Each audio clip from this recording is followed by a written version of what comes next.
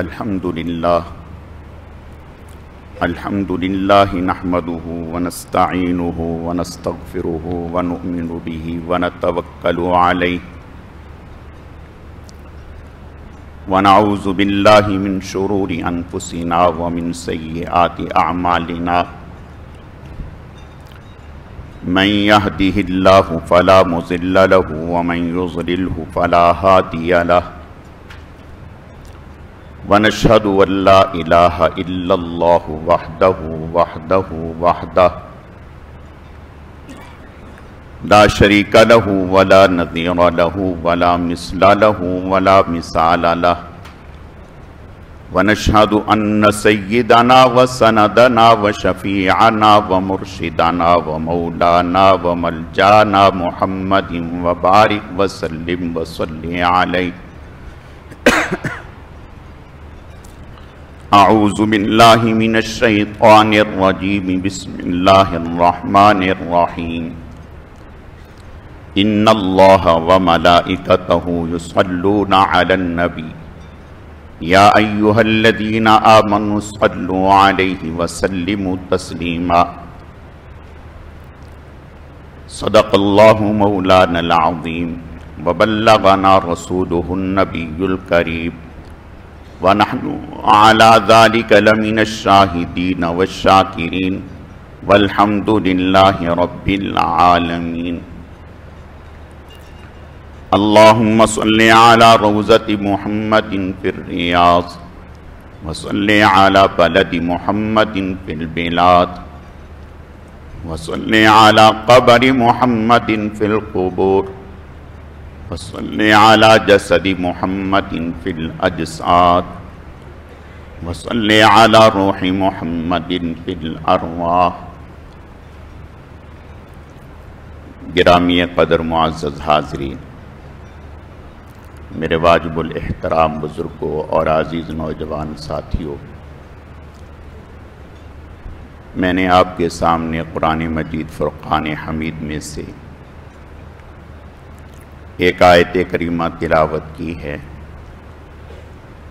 رب ذوالجلال سے دعا ہے کہ وہ ذات بزرگ و برتر مجھے اس کی روشنی میں صحیح کہنے کی اور سمجھانے کی توفیق عطا فرمائے۔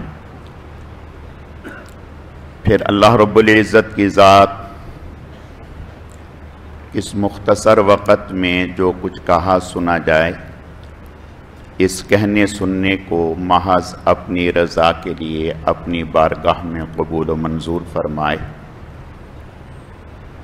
ہم سب کی نجات اور ہدایت کا، مغفرت کا ذریعہ اور سبب بنائے۔ میری آج کی مختصر گزارشات کا موضوع اور عنوان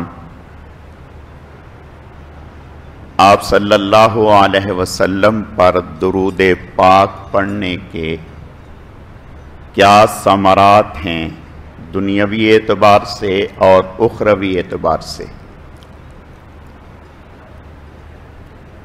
اور آپ صلی اللہ علیہ وسلم پر درود پاک کی برکت سے انسان کو کس قدر اللہ کا قرب نصیب ہوتا ہے، یہ عنوان ہے۔ اسی سے متعلق چند باتیں عرض کرنی ہیں۔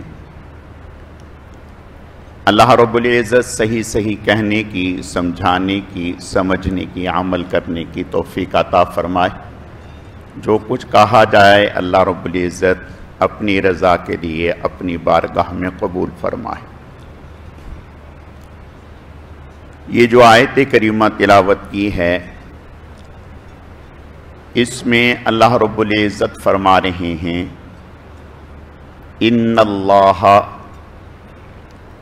تعالی، بے شک اللہ تعالی، وملائکتہ، اور اس کے فرشتے، یصلون علی النبی، نبی اکرم صلی اللہ علیہ وسلم پر رحمت بھیجتے ہیں۔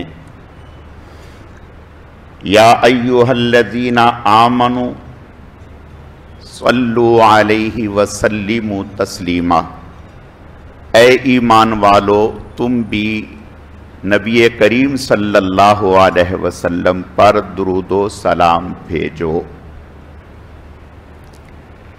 گویا اللہ پاک نے قرآن پاک میں اس بات کا اعلان فرما دیا کہ یہ کام تو ہم کر ہی رہے ہیں، ہمارے کرنے کے بعد کسی اور کی ضرورت نہیں۔ اللہ کا حضور پر رحمت بھیجنا یہ اتنا بڑا عمل ہے، اتنا بڑا عمل ہے کہ اس کے بعد کسی اور کی ضرورت نہیں۔ لیکن اللہ پاک فرماتی ہیں کہ اے ایمان والو، تم بھی ہمارے ساتھ اس عمل میں شریک ہو جاؤ۔ اب ایمان والے اللہ پاک تو براہ راست خود حضور پر رحمت بھیجتے ہیں، تو ایمان والوں سے کہا کہ تم یہ کہو اللہم صلی علی محمد وعلی آل محمد، تم یہ کہو اس لیے کہ تم گناہگار ہو، تم حضور پر ان کی شان کے مطابق رحمت اور درود نہیں بھیج سکتے، تمہاری طاقت نہیں ہے، تم ہم سے درخواست کرو، ہم سے اللہم صلی علی، اے اللہ ہم آپ سے درخواست کرتے ہیں کہ آپ حضور پر درود بھیجیں، رحمت بھیجیں، ہم اس قابل نہیں ہیں۔ پانی مجھے دے دو یہاں۔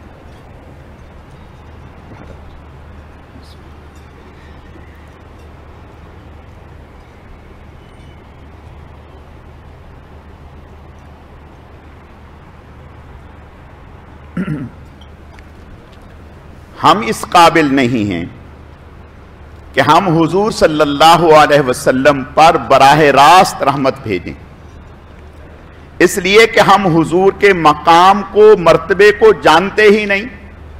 جب ہم آپ کی عظمت کو جانتے نہیں تو ہم آپ پر کیا درود بھیجیں گے؟ اور ہم تو کمزوریوں کے پتلے ہیں، آپ خالق و مالک ہیں، ہم آپ سے درخواست کرتے ہیں کہ آپ ہماری طرف سے حضور پر درود اور رحمت بھیجیں۔ اس درود اور رحمت بھیجنے پر ملے گا کیا؟ ہم اگر یہ کام کریں تو اس پر ملے گا کیا؟ آپ صلی اللہ علیہ وسلم نے ارشاد فرمایا، کل قیامت کے دن جب نفسا نفسی کا عالم ہوگا، ہر انسان پریشانی میں ہوگا، فرمایا کہ 3 لوگ ایسے ہوں گے جو اللہ کے عرش کے سائے کے نیچے ہوں گے، ان پر کوئی پریشانی نہیں ہوگی، ان پر کوئی غم نہیں ہوگا، ان پر کوئی صدمہ اور افسوس نہیں ہوگا۔ یا رسول اللہ صلی اللہ علیہ وسلم وہ 3 لوگ کون ہیں؟ آپ نے فرمایا ایک تو وہ جو میری سنت کو اپنائے، میرے طریقے کو اپنائے، اور دوسرا فرمایا جو مجھ پر درود بھیجے، جو مجھ پر درود بھیجتا ہے، فرمایا کل قیامت کے دن وہ میرے اللہ کے عرش کے سائے کے نیچے ہوگا۔ اور تیسرا فرمایا جو کسی پریشان کی پریشانی کو دور کر دے۔ حضرت عائشہ صدیقہ رضی اللہ تعالیٰ عنہ سے روایت ہے، فرماتی ہیں کہ آپ صلی اللہ علیہ وسلم نے ارشاد فرمایا کہ اگر کوئی یہ چاہتا ہے کہ کل قیامت کے دن وہ اللہ سے اس طرح ملاقات کرے کہ اللہ اسے دیکھ کر خوش ہو جائیں اور وہ اللہ کو دیکھ کر خوش ہو جائے، تو فرمایا کہ پھر اسے بتاؤ کہ مجھ پر کثرت سے درود بھیجے۔ جو مجھ پر کثرت سے درود بھیجے گا، اللہ سے اس حال میں ملاقات کرے گا کہ اللہ اسے دیکھ کے خوش ہوں گے اور وہ اللہ کو دیکھ کر خوش ہو جائے گا۔ حضرت ابو ذر رضی اللہ تعالیٰ عنہ صحابی رسول ہیں، فرماتے ہیں کہ آپ صلی اللہ علیہ وسلم نے مجھے 3 باتوں کی وصیت فرمائی. آپ صلی اللہ علیہ وسلم نے مجھے 3 باتوں کی وصیت فرمائی. ایک تو یہ فرمایا کہ سونے سے پہلے وتر کی نماز پڑھ کر کے سوؤں، اور دوسرا مجھے یہ فرمایا کہ سفر میں ہوں یا گھر پر جہاں بھی ہوں چاشت کی نماز نہ چھوڑنا، جہاں بھی ہوں چاشت کی نماز نہ چھوڑنا. اور تیسرا یہ فرمایا کہ مجھ پر کثرت سے درود بھیجتے رہنا، مجھ پر کثرت سے درود بھیجتے رہنا. فرمایا کہ آپ صلی اللہ علیہ وسلم نے مجھے یہ 3 باتوں کی وصیت فرمائی. درود معمولی عمل نہیں، بہت بڑا عمل ہے. محدثین میں 2 محدث گزرے ہیں، حضرت سفیان ثوری رحمہم اللہ، حضرت سفیان بن عیینہ رحمہم اللہ. بہت عظیم المرتبت محدثین میں ان کا شمار ہوتا ہے. حضرت سفیان بن عیینہ رحمہم اللہ فرماتے ہیں کہ جب ہم حدیث پڑھا کرتے تھے تو ہمارا ایک ساتھی ہوتا تھا جو ہمارے ساتھ حدیث پڑھا کرتا تھا. اللہ کا کرنا اس کا انتقال ہو گیا.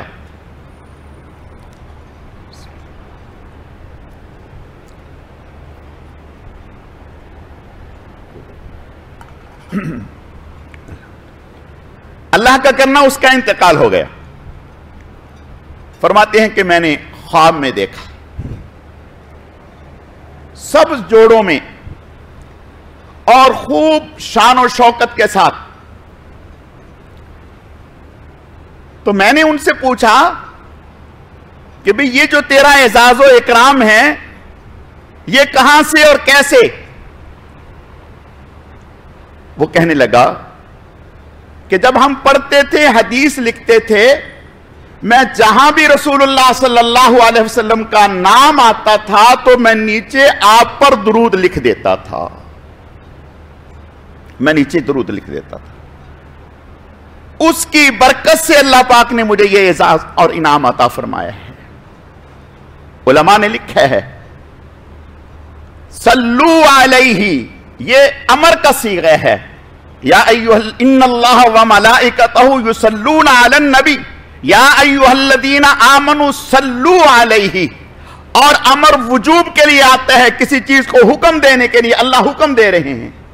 علماء نے لکھا ہے کہ کسی مجلس میں اگر 1 مرتبہ حضور کا نام لیا جائے تو سب اہل مجلس پر 1 مرتبہ حضور پر درود بھیجنا واجب ہو جاتا ہے. اگر نہیں پڑھیں گے تو گناہگار ہوں گے. پھر اس کے بعد مجلس میں جتنی مرتبہ بھی حضور کا نام لیا جائے اگر وہ ہر مرتبہ حضور پر درود بھیجتا ہے تو پھر تو سونے پر سہاگا ہے، مستحب ہے. اور اگر نہیں بھی بھیجے گا تو گناہگار نہیں ہوگا. اور زندگی میں 1 مرتبہ رسول اللہ صلی اللہ علیہ وسلم پر درود پڑھنا فرض ہے. مفتی پاکستان مفتی محمد شفیع صاحب رحمت اللہ علیہ جو ہمارے قریب کے زمانے کی جانی پہچانی شخصیت ہیں، کسی تعارف کے محتاج نہیں. حضرت سے مفتی عبدالرؤف سکھروی صاحب فرماتے ہیں میں نے پوچھا کہ حضرت جمعے کے دن درود شریف کی برکت اور درود شریف کا عمل کے بارے میں آپ کیا کرتے ہیں اور اس کا ادنا درجہ کیا ہے، درمیانہ درجہ کیا ہے؟ حضرت مفتی صاحب نے فرمایا کہ جمعے کے دن ادنا درجہ یہ ہے کہ آدمی 300 مرتبہ درود شریف پڑھے،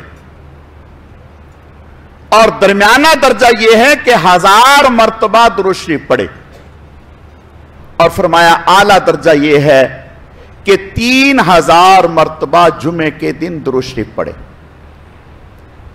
حضرت مفتی پاکستان مفتی محمد شفیع صاحب رحمۃ اللہ علیہ فرماتے ہیں الحمدللہ، حضرت نے لکھا آخری عمر تک الحمدللہ زندگی بھر کا یہ معمول ہے کہ جمعے کے دن جتنی ہی مصروفیت کیوں نہ ہو 3000 مرتبہ درود پاک ضرور پڑھنا ہے، ضرور پڑھنا ہے۔ حضرت مولانا خلیل احمد سہارنپوری رحمۃ اللہ علیہ جو شیخ الحدیث حضرت مولانا محمد زکریا رحمۃ اللہ علیہ کے استاذ بھی ہیں اور پیر و مرشد بھی ہیں اور بہت بڑے محدث ہیں، عربی میں ابو داؤد شریف کی شرح بذل المجہود لکھی اور کتابیں لکھی۔ حضرت فرماتے ہیں کہ حضرت مولانا فیض الحسن صاحب ایک بزرگ گزرے، جب ان کا انتقال ہوا تو ان کے کمرے سے 1 مہینے تک خوشبو آتی رہی، 1 مہینے تک خوشبو آتی رہی۔ تو گھر والوں نے اکابر سے ذکر کیا، انہوں نے کہا کہ اس کمرے میں کوئی خاص معمول؟ کہا حضرت کا معمول یہ تھا روزانہ جو پڑھتے ہی تھے، لیکن شب جمعہ یعنی جمعہ اور جمعرات کی رات، شب جمعہ، اس پوری رات میں حضرت نہایت دھیان اور توجہ کے ساتھ اس کمرے میں بیٹھ کر درود پاک پڑھتے رہتے تھے۔ معمولی بات نہیں ہے۔ مفتی عبدالرؤف سکھروی صاحب تو ابھی حیات ہیں، دارالعلوم کراچی میں صدر مفتی ہیں۔ حضرت فرماتے ہیں کہ میرے تعلق والا جس کا میرے پاس اکثر آنا جانا تھا، پہلے وہ کراچی میں رہتے تھے، وہ صاحب اب لاہور شفٹ ہو گئے۔ حضرت فرماتے وہ آئے، انہوں نے آ کر کے بتایا کہ کئی دفعہ ایسا ہوتا ہے میں خوشبو نہیں لگاتا، یعنی اس خوشبو نہیں لگی ہوئی، کئی دفعہ ایسا ہوا لیکن میرے جسم سے کپڑوں سے بے پناہ خوشبو آ رہی ہے۔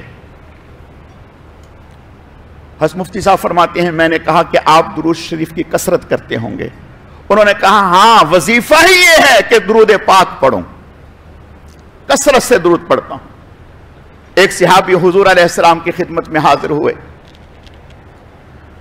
یا رسول اللہ صلی اللہ علیہ وسلم، میں نے اپنا ایک وقت اعمال کے لیے متعین کیا ہوا ہے، جس میں تلاوت ہے، جس میں دعائیں ہیں، جس میں کلمہ شریف ہے اور دیگر چیزیں ہیں، میں اس میں درود پاک بھی پڑھتا ہوں۔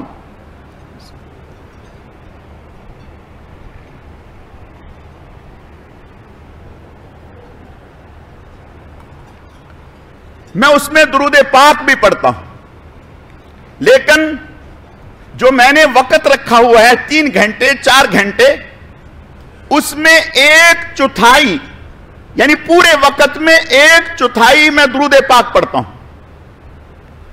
آپ صلی اللہ علیہ وسلم نے ارشاد فرمایا اور بڑھا لو تو اچھا ہے، اس میں اور اضافہ کر لو۔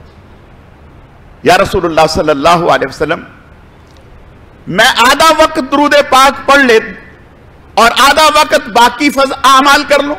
آپ نے فرمایا اور اضافہ کر لو۔ یا رسول اللہ پورا وقت درود پاک پڑھوں؟ آپ نے ارشاد فرمایا اگر ایسا کر لیا تو اللہ تعالیٰ دنیا اور آخرت کی پریشانیوں سے نجات عطا فرما دیں گے۔ میں تحدیث بن نعمت کے طور پر یاد کرنا چاہتا ہوں، اپنے مدرسۃ البنات میں ہمارے ہاں جتنی بھی طالبات آتی ہیں، صبح آنے کے بعد انہوں نے پہلے 2 رکعت پڑھنی ہے، پھر 2 رکعت پڑھنی ہے، 4 رکعت پڑھنی، پھر ایک تسبیح لا الہ الا اللہ کی پڑھنی ہے، اور آپ صلی اللہ علیہ وسلم کا ارشاد ہے، فرمایا جس نے دن میں 100 مرتبہ لا الہ الا اللہ پڑھا، کل قیامت کے دن جب آئے گا تو اس کا چہرہ 14ویں رات کے چاند کی طرح چمکتا ہوگا۔ ایک تسبیح لا الہ الا اللہ کی پڑھنی ہے، پھر ایک تسبیح استغفار کی پڑھنی ہے، پھر ایک تسبیح درود شریف کی پڑھنی ہے، پھر اپنی اپنی دعا مانگنی ہے۔ اس کے بعد کپڑا بچھا ہوا ہوتا ہے، اس کے اوپر دانے ہیں، 20 منٹ تک پورے مدرسے کی ساری طالبات معلمات درود پاک پڑھتی رہتی ہیں، اور گھروں میں مجالس درود شریف شروع ہو گئی. ایک ایک بچی 6000 7000 10,000 مرتبہ درود پاک بھی پڑھ لیتی. میرے عزیزوں، عرض کرنے کا مقصد صرف اتنا ہے کہ درود پاک بہت بڑا عمل ہے، بہت بڑا عمل ہے. حضور علیہ الصلوۃ والتسلیم نے ارشاد فرمایا، حضرت انس رضی اللہ تعالیٰ عنہ کی روایت ہے کہ آپ صلی اللہ علیہ وسلم ایک دن تشریف لائے اور صحابہ کرام بیٹھے تھے. آپ نے فرمایا آج تو بڑا عجیب ہو گیا.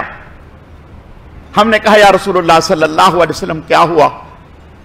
آپ نے ارشاد فرمایا اللہ پاک نے مجھے خواب میں دکھایا کہ میرا امتی پل صراط کے اوپر گزرنا چاہتا ہے لیکن چل نہیں پا رہا، گزر نہیں سکتا. کبھی گرتا ہے، کبھی بیٹھتے ہیں، کبھی لڑکتے ہیں. فرمایا اس کیفیت میں کہ درود پاک اس نے مجھ پر پڑا تھا، وہ درود پاک آیا اور اس کو ہوا کی طرح پل صراط کراس کرا دیا. میرے عزیزوں، میں یہ عرض کرنا چاہتا ہوں، الحمدللہ اپنے محلے میں، کراچی میں، پنجاب میں کئی ساری مساجد میں درود پاک کی ترتیب، اپنے علاقے میں کم و پیش 100 سے زائد گھروں میں درود پاک پڑھا جا رہا ہے. اور ہم نے اپنی زندگی کا اس کو مشن بنا لیے ہے کہ ایک ایک مسلمان کو اور ایک ایک گھر میں درود پاک کو عام کیا جائے. حدیث شریف میں آتا ہے کہ جب کوئی شخص درود پاک پڑھتا ہے تو اللہ تعالی کا فرشتہ اس درود پاک کو لے کر کے رسول اللہ صلی اللہ علیہ وسلم کی خدمت میں پہنچتا ہے اور جا کر کے کہتا ہے یا رسول اللہ صلی اللہ علیہ وسلم آپ کا فلاں امتی جس کا نام یہ ہے، اس کے والد کا نام یہ ہے، اس نے آپ کی خدمت میں یہ درود پاک بھیجا ہے. آپ ارشاد فرماتے ہیں میں اپنے اس امتی کے لیے دعا بھی کرتا ہوں، استغفار بھی کرتا ہوں. اگر ہم یہ چاہتے ہیں کہ رسول اللہ صلی اللہ علیہ وسلم کی دعاؤں میں اور استغفار میں شامل ہو جائیں تو میری درخواست ہے درود پاک کو خود بھی پڑھیں اور گھر میں بھی ماحول بنائیں. آپ تو پڑھ رہے ہیں، پڑھتے ہوں گے، لیکن آپ کے بچوں کو کیسے پتا کہ ابا درود پاک پڑھتے ہیں، کتنا پڑھتے ہیں؟ الحمدللہ ہمارے ایک دوست ان کو متوجہ کیا، سکھر سے 1.5 من گٹلیاں منگوائیں، اور اس لیے کہ ہزار دانہ تھیلیوں میں ڈال کر کے جو اپنے گھروں میں مجالس درود شریف شروع کرنا چاہتے ہیں ان کو ہم ہدیہ دے دیں. اپنے محلے میں ایک گھر ایسا ہے کہ جہاں ہر وقت دانے بچھے رہتے ہیں اور کوئی نہ کوئی درود پاک پڑھتا رہتا ہے. اہل خانہ، اہلیہ ان کی دوست ہمارے محلے میں اپنے، ان کی اہلیہ کہنے لگی کہ جب میری بچیاں صبح یونیورسٹی میں جاتی ہیں تو میں ان سے کہتی ہوں کہ بیٹا جانے سے پہلے رسول اللہ پر درود پڑھتے ہوئے جاؤ، اپنا حصہ ڈال کے جاؤ. وہ پہلے درود پاک پڑھتی ہیں پھر جاتی ہیں. 20,000 مرتبہ روزانہ درود پڑھا جاتا ہے، اور وہ بتاتی ہیں کہ اللہ کی قسم ایسی چیزیں ہمیں دیکھنے کو ملی، اللہ کی طرف سے ایسی غیبانہ ہمارے لیے مدد آئی کہ ہم سوچ نہیں سکتے. ایک صحابی حضور کے پاس آئے، یا رسول اللہ صلی اللہ علیہ وسلم تنگ دستی ہے.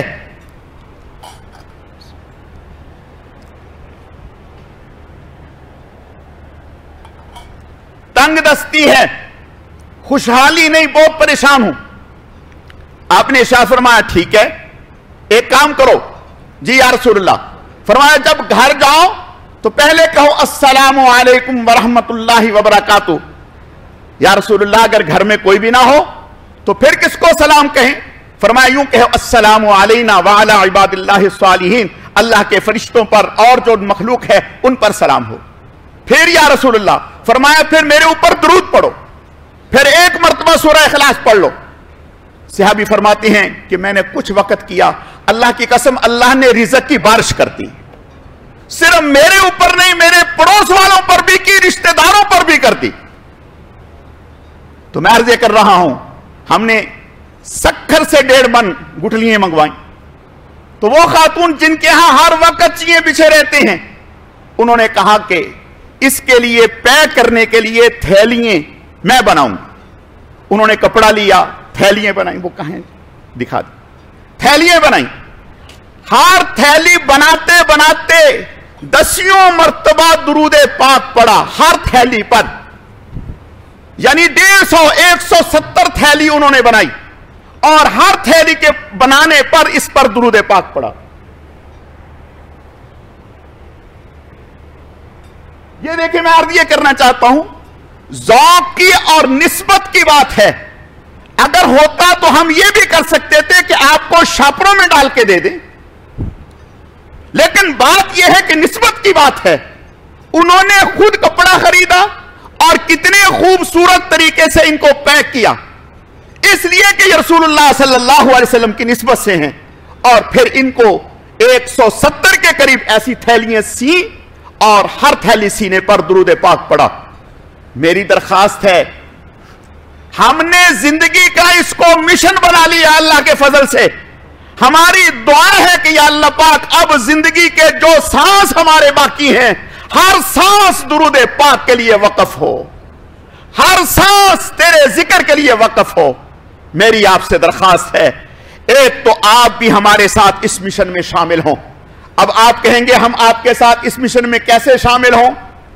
हमने दुरूद पाक की फजीलत के कतबे लिखे हैं, अल्लाह ही की तौफीक से लिखे हैं, वरना हमारी क्या मजाल है।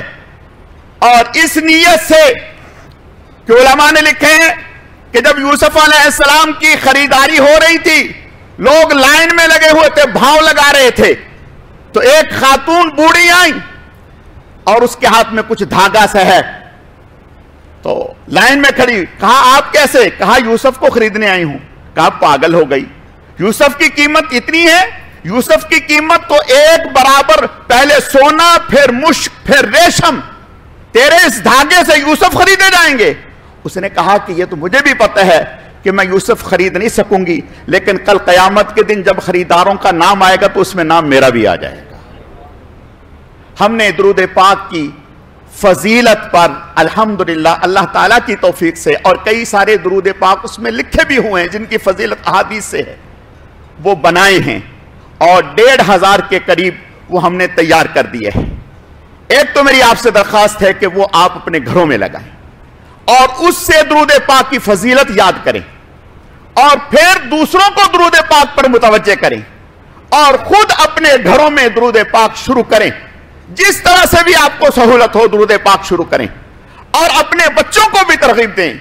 हमारे एक दोस्त हैं, उनकी अहलिया जामिया कराची में पढ़ाती हैं, उन्होंने अपने घर में दुरूद पाक शुरू किया, तो छोटी छोटी बच्चियां कहने लगी कि हम अभी टाइम नहीं होता, कि मेरी छोटी छोटी बेटियां पहले ही आ जाती हैं और आकर के कहती हैं बाबा वो कपड़ा कहां है जिसके ऊपर हमने दुरूद पाक पढ़ना है। कहा मैं क्या पढ़ता हूं जो बच्चियां दुरूद पाक पढ़ती हैं। मेरी आपसे दरखास्त है, अल्लाह के नबी जितने भी गुजरे हैं, हजरत लुकमान अलैहिस्सलाम वो जाते हुए अपनी औलाद को वसीयत करके गए थे, या बुनय्या ला तुशरिक बिल्लाह, ऐ औलाद शिरक ना करना, नमाजों का ख्याल रखना, फला करना फला करना। हम भी अपनी औलाद को अपने घरों में कुछ तो दे के जाएं कि हमारे बाद हमारी औलाद वो करे जिसका अजर और सवाब हमें मिले। और ना सही नमाज का भी कहें, जिक्र का भी कहें, लेकिन दुरूद पाक का भी मुतवज्जे करें। जब आप शुरू करेंगे तो औलाद खुद ब खुद मुतवज्जे हो जाएगी। तो इसलिए मेरी दरखास्त है, जो ये चाहते हैं यह हम मुफ्त में दे रहे हैं हदिये के तौर पर, और इस निस्बत से कि आप घरों में पढ़ेंगे। जो हजरात ये चाहें कि हम इंशाअल्लाह अपने घरों में दुरूद पाक की मजलिस शुरू करेंगे, वो अपना नाम डेस्क पर ये यहां लिखवा दें, फिर इंशाअल्लाह ताला हम कल उन्हें ये थैलियां दे देंगे। अल्लाह ने चाहा कुछ तैयार हो गई, कुछ बाकी हैं, वो इंशाअल्लाह कल उनको दे देंगे।